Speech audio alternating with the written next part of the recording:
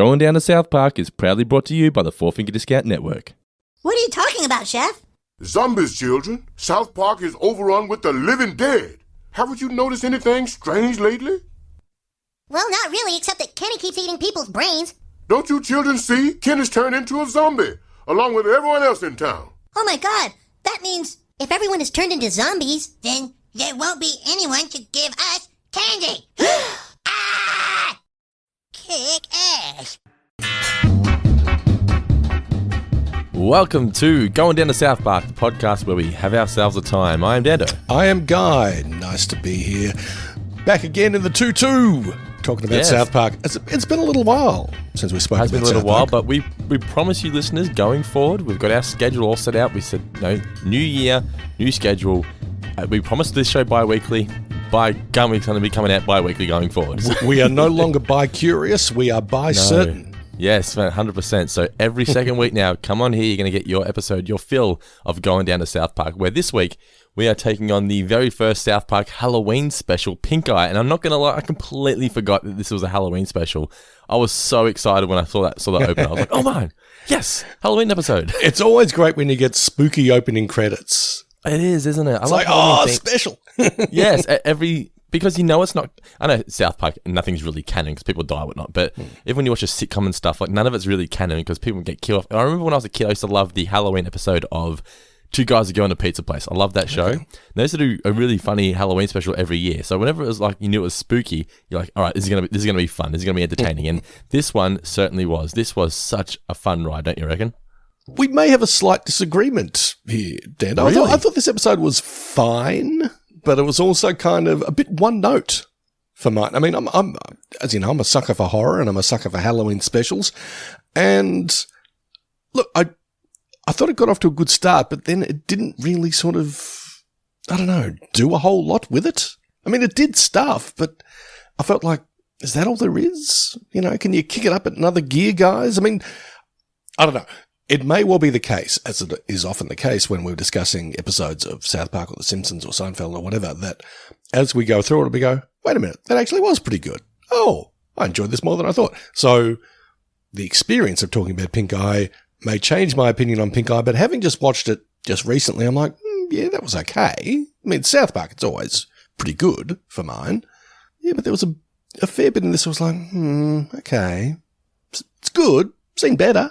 See, I thought this was really fun. I did read that Parker was and Stone, they're both really disappointed with the end result. They say this was the first episode they created that they weren't happy with the finished product. They thought, in particular, the ending.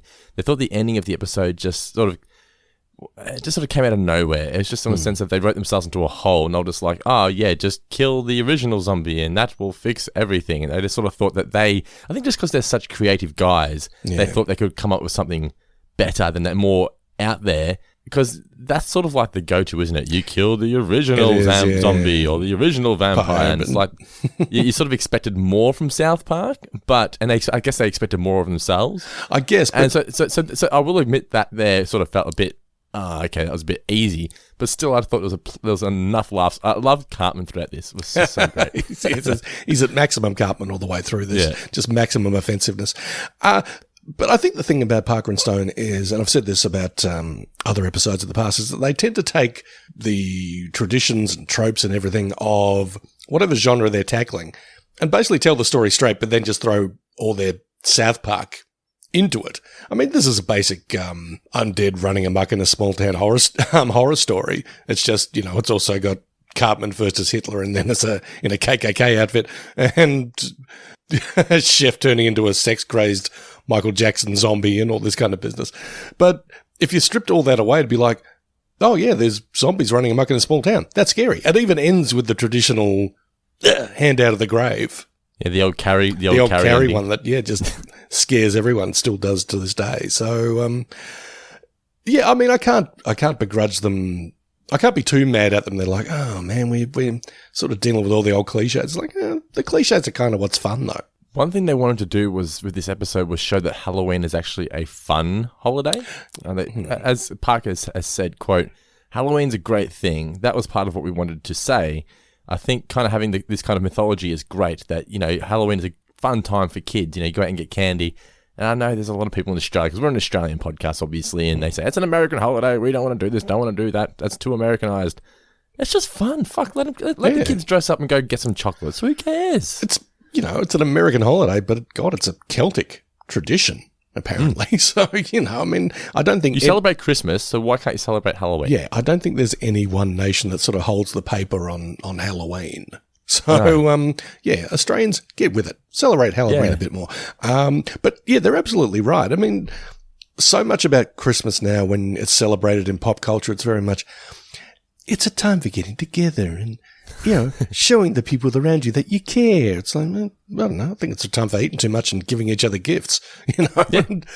But look, all that stuff about Christmas actually is very nice. It's very nice to be around the people you love and say, oh, you know what, I do love you. Whereas Halloween, it doesn't really come with any of that baggage. It's just like, let's dress in silly costumes and load up on lollies. Fantastic. And watch scary movies. And watch scary movies. That's dope. That's a fantastic way to spend the year, to spend a certain time of the year. Or a whole year round, actually. Do you know that Worcestershire sauce wasn't the original result? That's not what they originally wanted. What they originally wanted was Diet Dr. Pepper, and they could not get the permission to use the Dr. Pepper name, so they went with the sauce. But I think it worked out well because you got the British person on the phone. Yeah, you've got that gag about how no one can pronounce Worcestershire. Yeah. I thought it was all it felt very South Park to use Worcestershire sauce. But do you think Dr. Pepper would have been better? I think Worcestershire sauce works better because it appeals more to a more international audience. A bit. It's a bit more random as well. Yeah, exactly. Yeah, exactly right. Yeah. I used to love Worcestershire sauce. I used to have it on my steak all the time when I was a kid. My dad used to always have it. I've honestly don't think I've actually really tried. I may have tried it, but my dad used to always have it on his steak, or his fried rice. He loved Worcestershire sauce on his fried rice as well. What, so in lieu of soy sauce? Or? Oh, it's either one or the other, but he preferred Worcestershire. Okay. Yeah, That's interesting. Yeah. I know, right? Yeah. No, I think you pronounce it Worcester sauce. Worcestershire. No, you don't. It's Worcester. Okay. Worcestershire.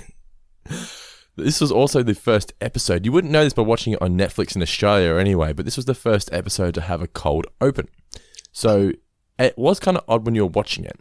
And at the point where Kenny turns into a zombie and he walks off in the night and you hear the howling and it's sort of gloomy and then it fades to black.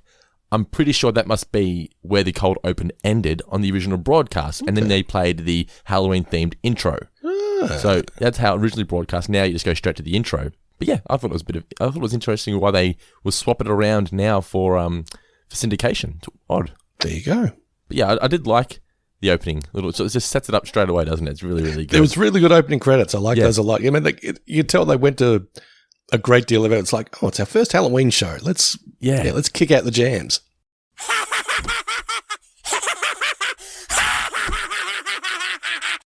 What was your favourite moment from Pinkeye? One thing I really enjoyed was when you went to Chef's Place and you saw that there was a picture of classic vintage Isaac Hayes on the wall, like from the Hot Buttered Soul era when he was just like the coolest MF on earth. And also that weird chair that he was sitting, like a throne of ladies or something. I didn't pay attention to the throne. Check it out. I think you only get one quick shot of it. I'm like, that's a weird ass kind of funky chair directed. Looks like it was made by H.R. Giger, who designed the Alien. So, I don't know. I like that a bit. And the minute that the principal of the school said, you can't be wearing that Hitler costume. Let's make you a spooky ghost. The minute you see a bunch of white sheets, you go, I know where this is going. See, as a kid, those jokes went straight over my head. I would have been 8 or so when I first watched this, maybe 9. I knew Hitler was a bad guy. I didn't really know who Hitler was though. But KKK was just, I had no idea what was going on. So I never understood why is Chef so afraid of ghosts. What did you think of? What did you think of the Chef song? I didn't mind it. Yeah, it's not up there with salty chocolate balls or no. I'm gonna make love to your woman. The all-time champion heavyweight. But no, pretty good. Not bad. I really enjoyed. Let me give you some topical cream. It's just the GP just trying to just fob everything off like it's no big deal. Well, there's topical a little cream. bit of a Jimmy Stewart voice as well. I don't know. I'm assuming that's Parker doing, because I think Parker's a bit of a man of many voices.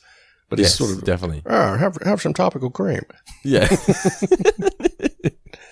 I also just liked the visual of when the kids were just walking through the streets as they're trick-or-treating, and it's just carnage happening in the background. And they're just oblivious to it. There's cool little visual gags there, but there was one point where you see Ned and... Jimbo? What's Jimbo's... Oh, Jimbo. Yeah, Jimbo. I'm thinking, yeah. And Jimbo are on top of the store with guns shooting it. But they're not actually in the episode. That's that one time you see them in the episode where they're above their store just shooting. So just little visual gags in the background now, the carnage I really enjoyed. And I just loved Cartman. Just the... Sieg Heil! Sieg Heil! Sieg Heil! God, it's just the worst. Such a horrible person. Okay, now let's try to get an answer from someone who's not a complete retard. All right, it's now time for some trivia for Pinkeye. You kick off, Mr. Davis. Righto. Who is the cartoon character informing Cartman that Hitler ain't cool? It's a bear. It's not Courtesy Bear from The Simpsons, but it's certainly a bear. What is it? It's Puffy. Puffy the bear. Puffy the bear, okay. Adolf Hitler is a naughty man. Naughty man. Just the grin on Cartman's face. Yeah, exactly. My first question is, what body temperature were the zombies? Oh. Gary Ablett's number to the power of 2. Oh, I was told there would be no maths. 10 degrees? Hang on, to the power of 2. No, 25 degrees. No, not to the power of 2. Just 2 of that. 2 of that number. 55 degrees? 55 degrees, yes. That would be Fahrenheit, by the way. Thank you very much. Who nearly infects Chef at Chef's house? Oh, Johnson. Yeah, What the hell are you doing, Johnson? That was a good chef. Chef has some great lines, just like they, get off my property. What's it? You brain-eating zombie bastards. My next question is, who is the author that Mr. Garrison was about to talk about? He's talking about Jackie Collins. Yes, Jackie Collins, indeed. The mayor and Officer Bar Brady with a lot of money and no pants has nothing to do with what? The Yakuza. Yes, The indeed. Japanese mafia. The Japanese mafia, as they say. What were they doing? How was the mafia involved with this? I don't know what was going on there. I couldn't work it out. Let's just leave that to the twisted minds of Parker and Stone, I think. And my final question is, where did Wendy, or who did she give the candy to? Oh, kids in Nairobi. Correct. Well done. Yeah, that's... Are you insane? I have one last question for you. Okay, hit me. What is the number of the Worcestershire sauce emergency hotline? Oh, you've stumped me, Mr. Davis. What is it? 1-800-555-5633. Nice jingle. Not bad, was it? I just came up with that. I should be on the Worcestershire sauce hotline myself. All right, that is trivia for Pinkeye. We're going to be right back after this short break with our in-depth review of the episode. If you're a fan of everything we do here at Four Finger Discount, you can show your support by joining the family at patreon.com/fourfingerdiscount. Here you'll get ad-free early access to all of our shows, Zoom calls with Guy and myself, as well as bonus podcasts such as Tales of Futurama and Guy on Springfield, where we go back and revisit classic episodes from the first 10 seasons. So go ahead and join the family today at patreon.com/fourfingerdiscount. The original air date for Pinkeye was October 29th, 1997, so almost spot on with Halloween. So I always love it when they air the specials close to Halloween. It's really good. The Simpsons now, apparently because they start a bit early, it's like 2 or 3 weeks before Halloween usually now. No. It's a bit too early. I want it to be, it's supposed to be as close to Halloween as possible. But anyway, it was directed and written by Trey Parker and Matt Stone. Also, writing credit goes to Philip Stark as well. This one. So this was also the first episode that they wrote after the first run. So they were given sort of the test run of 6 episodes, and if that went well, they're going to be offered more. And then they are obviously the 6 episodes went ballistic, they went crazy. So they said, "Can you give us more episodes?" And this was the first one as such. And yeah, as I was saying earlier, they were disappointed with the final result, but they said they were proven wrong because people loved it. Like it just got a great response, and they're off to the races with this one. I think it's very South Park in that they are talking about Pinkeye. You know, to the extent of actually calling the episode Pinkeye. It's not something you'd really have on any comedy because it's a pretty gross affliction or illness or disorder to have. So apparently, though, the reason they use Pinkeye because when you're in 3rd grade in America, around about that time of your life, Pinkeye is just everywhere. Like apparently, everyone gets Pinkeye in America. Oh. Is Pinkeye a different thing in America to what it is here? Well, it's conjunctivitis, isn't it? Basically, yeah. But I swear, like kids don't get conjunctivitis as crazy. Well, they seem to think that using Pinkeye, because we seem to get chickenpox a lot. I think like chickenpox is a big one here. So they just wanted to use the Pinkeyes because that's like a third grade virus that seems to get around. It's like the popular one. Yeah. I just remember like when I was about, I think it was in my 30s, and I got like, really, really terrible conjunctivitis, and not from the way that you normally get it, which is apparently you've got poo on your fingers and you rub your eyes or something. Is that actually true, though? I don't know. It could be an urban legend, but I think it's just a myth, mate. I don't know. Well, I still felt pretty embarrassed about the fact that I'm a grown man with conjunctivitis, but it was like really chronic to the point where I was almost willing. I really just wanted to pull my eyes out of the sockets. They were so sore. Really? I went to like the hospital. Wow, I've had conjunctivitis a couple of times, and all it is just sort of stickiness. It's sort of like, you know, when you have sleep, but it's like gooey sleep. Yeah, well, this was just terrible. I mean, I had to get some kind of steroid treatment to sort of combat it for a while, and you have these eye drops that were sort of steroid enhanced for a bit. Oh, it was legitimately the worst, but I felt, I mean, why did you go to the hospital in the middle of the night, guy? Or why are you wearing sunglasses at night? Yeah, I've got conjunctivitis. Got the pink eye. Pinkeye just sounds so much worse. And it's, for some reason, maybe it's just the South Park fan in me. Whenever I hear Pinkeye, I hear Cartman saying it. So when you get Pinkeye, it's Pinkeye. It's not just Pinkeye, it's Pinkeye. But yes, but very South Park to sort of make this the disease. Yeah, the episode starts off with what space station, Mr. Davis? Oh, it's the Mir. Correct. October 30th. And I do like it. Trey Parker doing other languages, like it just sounds hilarious, doesn't it? It does indeed. I'll tell you what this reminded me of, and I'm sort of quoting a lot of little tweets and social media bits recently, but I saw this the other day. Some astronaut smuggled like a gorilla suit into space with him because he was going to be stationed on the International Space Station. Didn't tell anyone. And then changed into it one day and just sort of was floating through the space station in a gorilla suit. I don't know. I thought it was the funniest thing I'd seen in ages. Just all these little, what? Is there visuals of it? There is, yeah. Okay, I have to check this out. I just thought that was so funny. And that's what I was reminded of it with, the guy rocks up to his fellow astronaut with this creepy mask on. Shit goes down. I love the Stuhl. And the space station lands on Kenny and kills him. So right out the gate, you kill Kenny, you bastard. Usually later in the episode, so we know we're playing a different ball game this time around. Yeah, exactly. And usually Kenny's death is just a passing gag, where here it was the basis for the whole episode. The inciting incident. The ambulance arrives, they take away Kenny to the morgue, they leave the bodies of the Russians there in the space station. Yeah, one other thing I liked was the body bag was just a bag. Yes, yeah. And the kids all discuss their Halloween costumes. Now they have to go home and get ready. So we're now at the morgue. Did you see the bird shit? Yeah. There's sort of, I feel like there's a few moments in this episode where they just sort of filled in time like that, where it's just like the bird would normally just be sitting there, but it's just shits. And it's like, okay, that's right. It's South Park. Of course the bird shits. And then I love the line here. I think death is least funny when it happens to a child.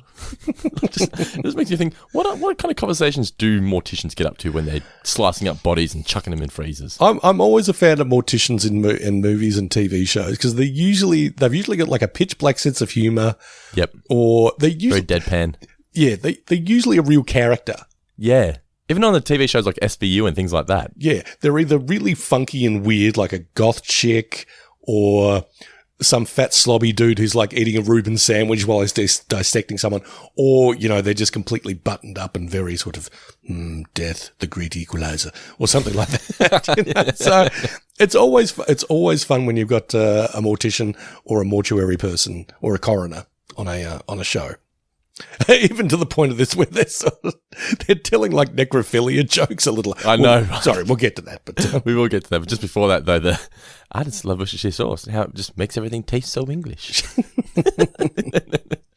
He puts it there, mixes with the embalming fluid, and Kenny is awoken. He wakes up. I love the sound here. I thought the score of this episode was really fun. It was good as well. Yeah. So every time he wakes up, it's like toot toot toot, and then. And then the necrophilia joke that you're saying. He says, if that ain't a cadaver. That's one other thing I always enjoy is like when a joke gets interrupted halfway through. Yes. You know, it's kind of the best of both worlds because you don't have to come up with a whole gag. You don't need a punchline because you know don't where need it's the going anyway. punchline. Yeah, but it's always entertaining. It's like, oh, I wonder what the punchline of that joke was. It's sometimes better though because it's just like if they said the punchline, it's kind of like, oh, that was a bit dirty. But if they leave it to you to go, oh, I know what that punchline would have been. That's clever. Kenny then bites both of them. I thought the biting in this episode was very graphic. Yeah, not what you'd expect in an animated series, but just like there was one point where he like bites someone's scalp open and things. It's gruesome. Yeah. But yeah, so he bites both the morticians and then walks off like a zombie. And this is where we get the fade to black. And I think that's where the cold open would have ended originally. Yes. It's a very cool visual of the shadows in the background and the wolf howling and whatnot. Absolutely. But you know that, okay, a couple of people have been bitten. Oh, it's a zombie story. It's a zombie movie. Yeah. We're now at the bus stop and Kyle is making fun of Stanford dressing up as Raggedy Andy. And he did so because Wendy said she was going to be Raggedy Ann, but she wasn't though. She was a cow. She fucked him over, which you'll soon find out. Kyle is Chewbacca and Cartman is Hitler. And what a horrible kid. Yeah, I mean, you could tell even with Stan's Raggedy Andy costume, it's like, this is a bit kind of, he hasn't gone to a great deal of effort. He's gone to a bit of effort. You know, Kyle has just slapped on a Chewbacca mask. Cartman's just gone all out. Yeah. Well, Cartman's mum, we should say. She's the one that made it. So she's just as bad as him. Yeah. But the visual of Cartman dressed as Hitler is just fucking classic. Cartman, what kind of costume is that? It's Adolf Hitler costume. Zig ha! Zig ha! Where'd you get that? My mom made it. Isn't it cool? No, it's not cool! What are you supposed to be, Stan? Howdy doody? No, I'm Raggedy Andy, fat ass. Oh, wow, you look pretty cool. Sissy. I'll kick your ass, Kyle. Oh, look out. Holly Hobby's all pissed off. Kenny arrives, though, and they make fun of his costume, and they make fun of him being poor. That's another one of my favourite moments. Cartman making fun of him for being poor. Just like, I said this. You're poor, Kenny. Your family's poor. Just doesn't trust him to get the insult. You just got to go completely blunt. But what's great about it is that Cartman, he's the classic bully where he's getting no response, and then he cracks it. Like, he's not getting that response, but even when, like, he wouldn't respond to him, the Achtung! Achtung! The bus then arrives, and we get, I don't know how long they keep this joke going, but Stan saying something under his breath to what's her name again? Sorry, I forget. Oh. Miss Crabtree. Crabtree, yeah. Because I was about to say, it's like Krabappel, but it's not Krabappel. Well, I've got a friend whose last name is Crabtree, so I should know this. But Ms. Crabtree, yeah, and what I think he says something along the lines of, we're always running like you ugly skank or something like that. Yes. Can't wait to own a fish tank. We're now at the doctor's clinic, and the mortician say, or he tells them that they have pink eye. He's going to give them some topical medicine, but just make sure you don't touch your eyes, blah, blah, blah. Yeah. We're now at school, and everyone is dressed as Chewbacca. So Kyle feels like his costume is ruined.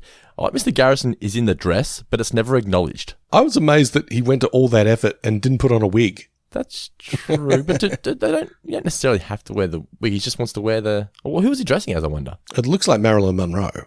Yeah, I guess it is Marilyn Monroe. True, yeah. But I just liked that he's willing to dress up as a dress, and it wasn't odd. It was just okay. Cool, Mr. Garrison's wearing a dress. Yeah, do what you do, Mr. Garrison. But even funnier was the fact that Mr. Hat was Chewbacca. Yes. Wendy says that she realized how stupid they would have looked, which is why she didn't dress up as Raggedy Ann. And I actually forgot to put some of my favorite moments. The bullies. I think the bullies are some of my favorite side characters in all South Park. You're almost pretty enough for me to kiss. Yes. Want to be my girlfriend? Oh. They're just wankers, but I love them. I think they're deeply, deeply closeted, those two. I just the one that always goes as they're walking off. It's good. Love it. It's just so great. Cartman then thinks that his costume is badass, and again. So there's so many moments in this that I forgot to put my favorite moments. I was laughing a lot.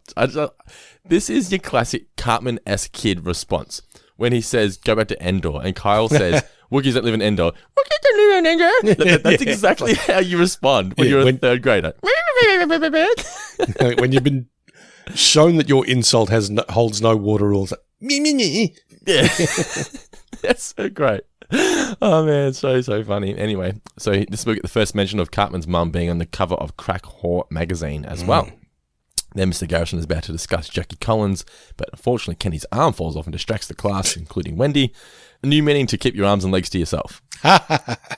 Carmen's mum is then putting up decorations and she's singing the most wonderful time of the year. So they really tried to combine that Christmas and Halloween have similar vibes in the sense that it's just a time to just be happy and just have fun. Yeah, you know? decorate. Sort of, exactly, decorate. We've made it all the way through this year. Let's liven things up a bit. Exactly, yeah. So Richard Nixon poster on the door I thought was a nice little touch there. The zombies then walk past in the background. They start eating a guy. So you think, okay, so it's happening now. The zombie plague is upon us. Yep. We're in the school cafe and Cartman is taking Kenny's pudding because Kenny's just not speaking. He's not responding. Yes, Cartman, you can have my pudding. He's just a horrible person. But anyway, so Chef arrives dressed as Evel Knievel and Principal Victoria. They both point out that he cannot dress as Hitler. Eric, God bless it. What do you think you're doing? Hey, he said I could have his pudding. Ask him yourself. That's right, Principal Victoria. It's okay with me because Eric is cool. Where did you get that costume, young man? My mom made it. Yig hard! Yig hard! Shh. God bless America. You get into my office before anyone else sees you. I have to show you an educational video. I don't want to see an educational video. I love Principal Victoria's sort of exclamation. God bless America. Yes. Actually take him away. It's a bit sort of Flandersy. Yeah, definitely, yeah. Then Kenny bites Clyde's arm. So it's going to be going off at the school very, very shortly. Mm-hmm. He then watches the video. Adolf Hitler was a very, very naughty man. Like I said, I think that's my favourite Parker voice of all. The news reporter talking like this. News reporter, yeah, newsreel voice talking like this. Yeah. That's fantastic. Yeah, that's look. Parker and Stone have given a lot to us in terms of pop culture bounty, but my personal favorite is just that voice. Yes, because I tend to use it all the time. And like Terrence and Phillip is that voice just more high pitched. It is. Hello, Phillip. Leslie, I don't think his bag of tricks is necessarily all that deep. It's just variations on a few things. I don't know if he was the one who says like, if you want to imitate Bill Clinton, you just do Elvis, but slightly lower or something, or slightly different. I don't know. Yeah, I think he might have. Yeah, I think I was watching some documentary. It was like, where he's talking about the voices. It's like, yeah, if you want to do Bill Clinton, you just got to do Elvis. Something like that. But newsreel voice, I think it's just, fantastic. If I met Trey Parker, I don't think I'd even need to even ask him a question or something. I just want to give him a hug and just like, thanks, man. Say, thanks, man. just a cuddle. Thanks, buddy. And also, if you've got to spare $250K because you've got so much money, how about you? The thing is, he has more than just a spare $250K. Like, he probably has that in chump change now. But that's the thing. I don't want to hit him up for too much. It's like, if you got some chump change, You just want to give him a cuddle. You got any chump change? Yeah. you got to spare, $250,000 in your pocket. Take it off your hands. But yeah, Cartman thinks the video is cool, doesn't he? He absolutely loves it. And as a result, she says, you can't dress as that anymore. So she dresses him up as a ghost. Now, the nice touch of this is that obviously he's dressed up as the KKK member, but he doesn't realise this. No, he just thinks he's innocent in that regard. Do they say ghost or do they say spooky ghost? Because that's one thing that I've always enjoyed about South Park. I think Randy says it a lot. It's like, no, it was a spooky ghost. I don't know. I'm sure I have to go back and check it out. Yeah, but you are right, though. Yeah, just anytime they say not, just go, no, it was a spooky ghost. A spooky ghost. Oh, I love that. Anyway. So what comes up next? Oh, yeah, so the runners approach, they come across the zombies. It looks like they're going to touch that pink guy that's going around. They eat them all. So you're right, though. It is kind of one note, isn't it? It's just... Yeah.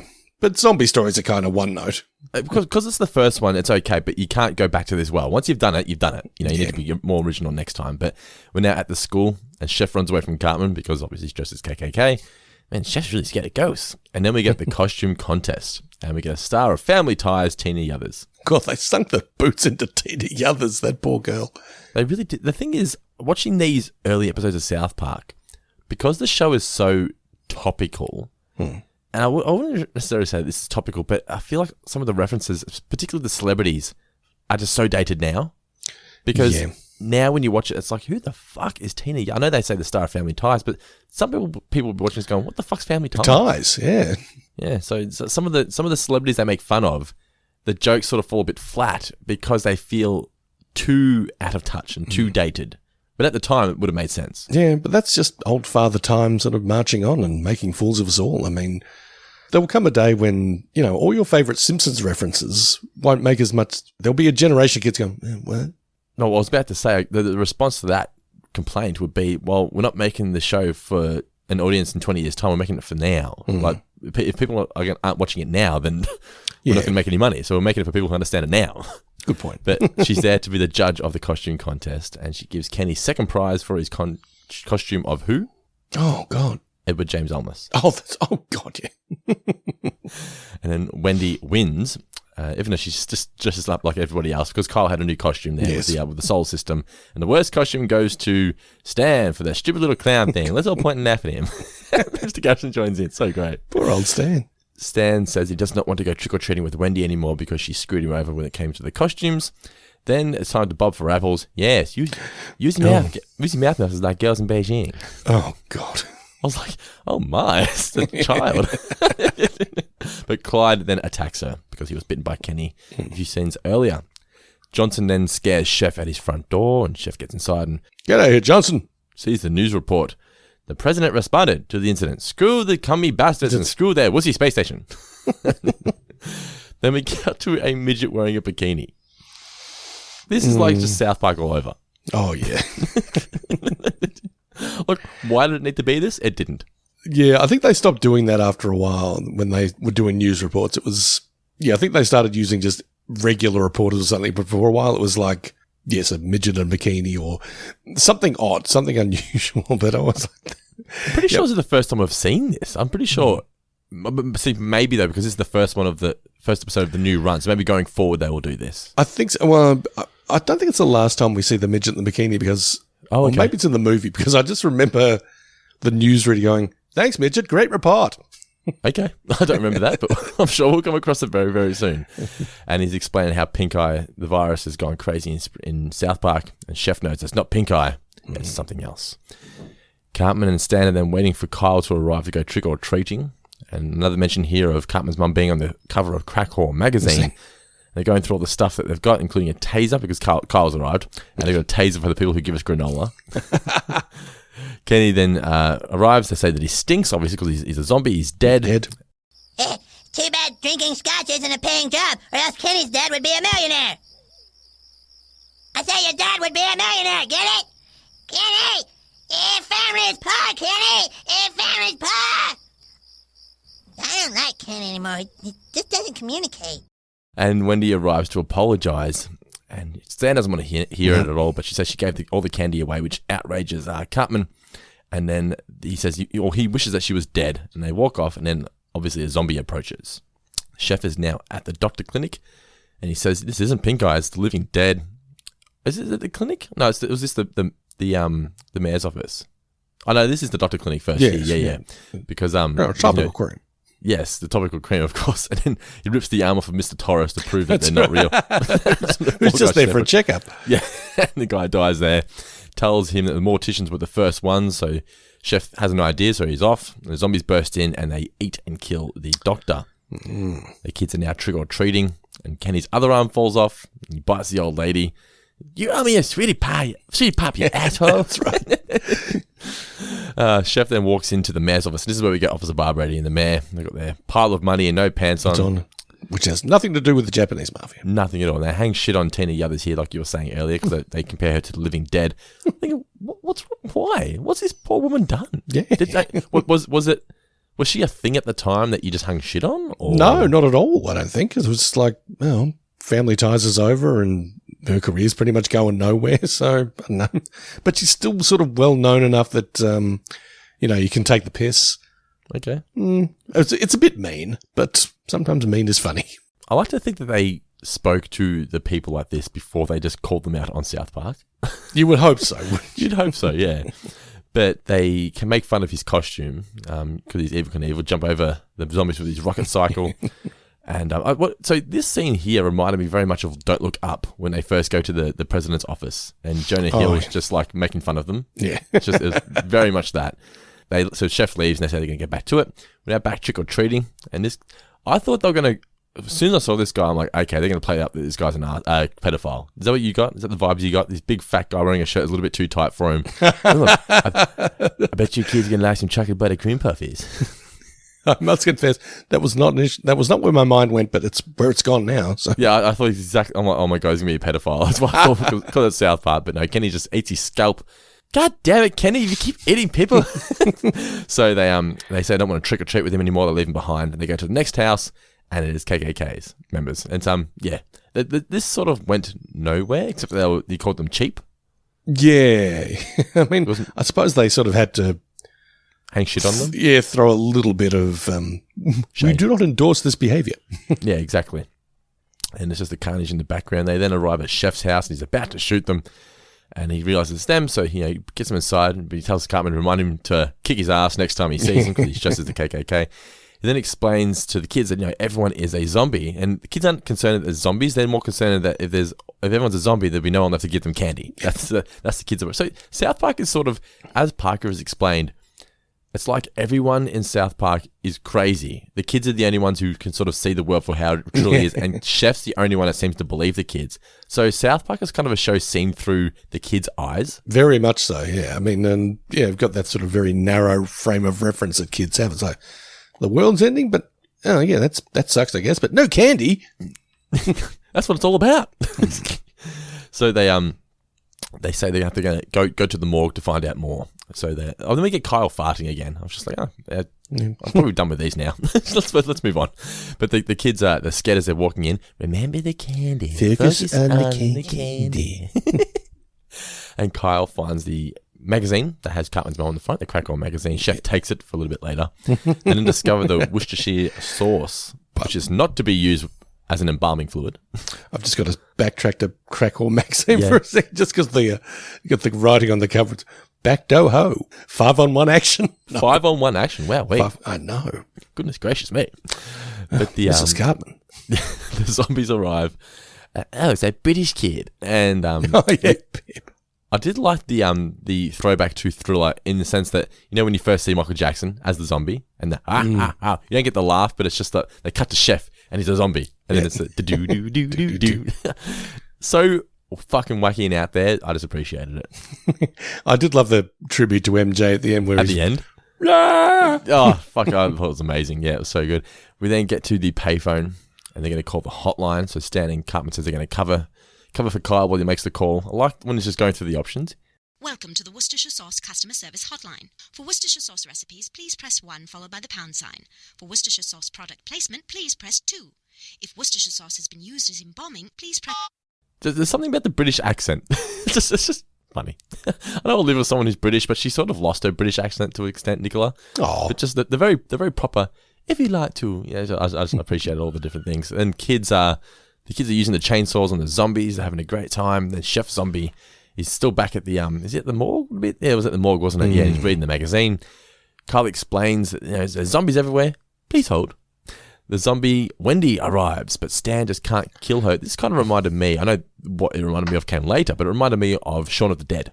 Okay, oh yeah. With the mother scene. A bit like the Evil Dead as well, because Bruce Campbell has to kill his girlfriend who's been evil deadified, and it's like, oh, I can't do it. And then she, of course, turns into a deadite and bites his hand and all manner of stuff. So yeah, I think it's a bit of a tradition of it's one of those tropes for zombie films of undead movies, like, oh, I love you, but I must kill you. Yes, it's definitely a trope, but I appreciate they slotted it in here. If you're going to do a zombie episode, you've got to have that kind of thing in there. You do at least once. And Cartman's trying to egg him on to do it, but thankfully, before he does, Kyle gets told on the phone, do not start decapitating zombies left and right. She explains you got to kill the original zombie. And Kyle thinks, well, how am I going to work that out? And then realizes it's Kenny. So he takes the chainsaw off of our Stan and cuts Kenny in half. Says the you bastard joke to himself. Yep. Then Cartman says, oh, cool, let's go. Everyone's normal again. Let's go trick-or-treating. Stan and Wendy make up, and she actually offers to kiss him this time, and he throws up once again. He barfs on her face.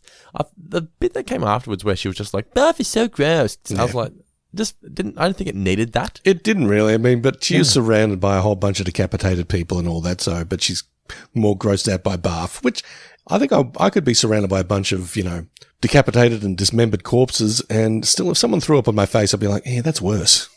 I think my opinion on this changed once my child's shit touched my hand.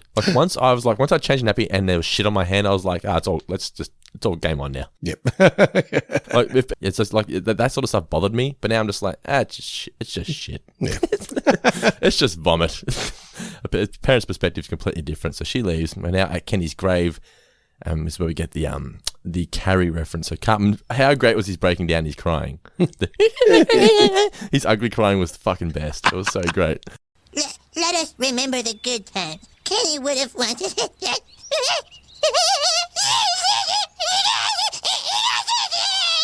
Stan says, we've learned something today, and we're still getting those moments where we learned something. We've got a positive message here. But no, he's wrong. He tries to say, that's Christmas, dude. What's this about? Costumes and candy. So let's go to Cartman's house and eat the candy, and we can see more pictures of his mum in Crackle magazine. And I think Cartman tries to say it was from when she was a kid. No, it was taken last month. You needed the money.